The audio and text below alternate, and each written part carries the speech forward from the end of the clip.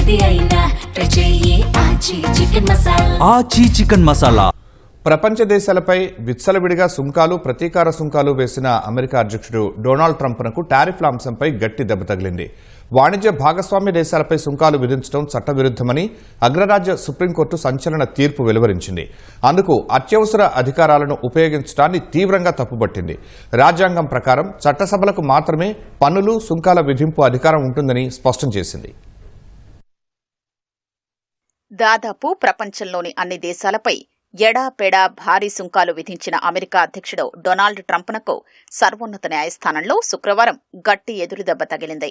America చట్టసభల అనుమతి లేకుండా విధించిన ఆ సుంకాల్ని రద్దు చేస్తూ 9 మంది న్యాయమూర్తులతో కూడిన సుప్రీంకోర్టు ధర్మాసనం 6-3 మెజారిటీతో తీర్పు వెలువరించింది. అధ్యక్షుడి అత్యవసర అధికారాల చట్టాన్ని వినియోగిస్తూ ప్రతీకార సుంకాలు విధించడాన్ని కూడా ధర్మాసనం తప్పుపట్టింది. రాజ్యాంగం ప్రకారం చట్టసభలకు మాత్రమే పన్నులు సుంకాల విధింపు అధికారం ఉంటుందని స్పష్టం చేసింది. పన్నులు సుంకాలు విధించే అధికారాన్ని రాజ్యాంగ నిర్మాతలు కార్యనిర్వాహక శాఖకు ఇవ్వలేదని మెజారిటీ తీర్పు రాసిన సీజే జస్టిస్ జాన్ రాబర్ట్స్ పేర్కొన్నారు.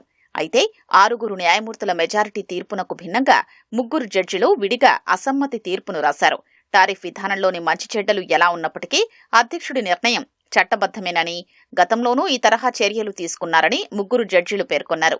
అమెరికా ప్రభుత్వ విధానాలకు అనుగుణంగా భారత్పై అదనంగా విధించిన సుంకాల్ని, ప్రతీకార సుంకాల్ని ట్రంప్ తగ్గించిన విషయాన్ని జస్టిస్ బ్రెట్ కవనాఫ్ అసమ్మతి తీర్పులో ప్రస్తావించారు.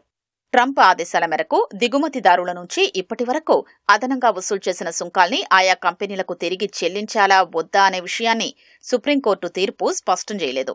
అసలు ఆ విషయాన్నే ప్రస్తావించలేదు. చాలా కంపెనీలు అదనపు దిగుమతి సుంకాల్ని తమకు తిరిగి చెల్లించాలంటూ దిగువ న్యాయస్థానాల్లో పిటిషన్లు దాఖలు చేశాయి. దిగుమతిదారుల నుంచి అదనపు సుంకాల్ని వసూలు చేయడం ద్వారా గతేడాది డిసెంబర్ వరకు $13,300 కోట్ల అమెరికా ఖజానాకు చేరాయని అంచనా. దిగుమతి, ప్రతీకార సుంకాల వసూల్ని సుప్రీంకోర్టు రద్దు చేయడం వల్ల ఆ మొత్తాల తిరిగి చెల్లింపులో గందరగోళ పరిస్థితి ఏర్పడుతుందని అసమ్మతి తీర్పు రాసిన జడ్జి జస్టిస్ కవనాఫ్ పేర్కొన్నారు.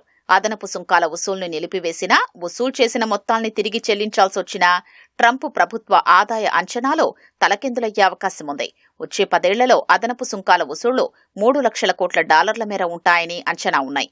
సుప్రీంకోర్టు తీర్పుపై అమెరికాలోని దిగుమతి కంపెనీల సంఘాలు హర్షం వ్యక్తం చేశాయి.